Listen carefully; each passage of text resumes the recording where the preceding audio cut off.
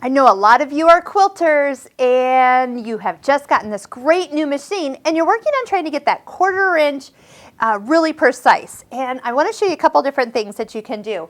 Number one, you'll notice right here on the throat plate there is a red line with a 1/4 inch, and you can easily run your fabric right along that line.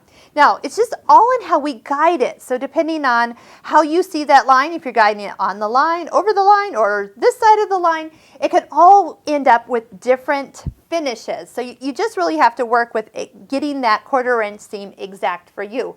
I've also been known to move the needle position one little notch to the right, kind of working with a scant 1/4 inch. So you just bring that in just a little bit, and then that allows so your fabric can press open and not get a little skimpier every time you have to do a seam and then press, seam and press. I remember when I started stitching, a lot of my blocks never turned out like the 12.5 inches that they were supposed to. They were always 12.25, maybe if I pulled, stretched.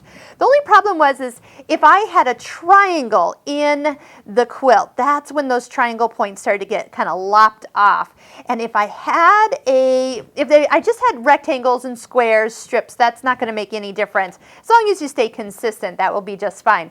But boy, it's the triangles that are going to throw you off if you don't have an accurate scant 1/4 inch seam allowance. So moving a needle can actually help with that. Now, before you get going with this, keep in mind if you have a project half done, we all have those, that you started on your previous machine, that seam allowance may be a little different than your new seam allowance. So if you've got blocks that are one size and the second set is the second size, that can make it even harder to put old blocks and new blocks together. So kind of make sure that whatever you're working on, if it's in progress already, that you match the seam allowance to what it was and not what you've perfected now.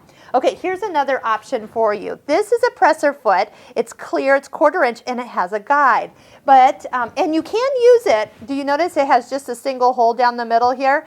You can move the needle position just a hair to the right and get that scant 1/4 inch we were just talking about. And the markings around it will help you for 1/4 inch, 1/8 inch, start, stops if you have to start in a little bit or stop a 1/4 inch from the end. That is a nice one to have.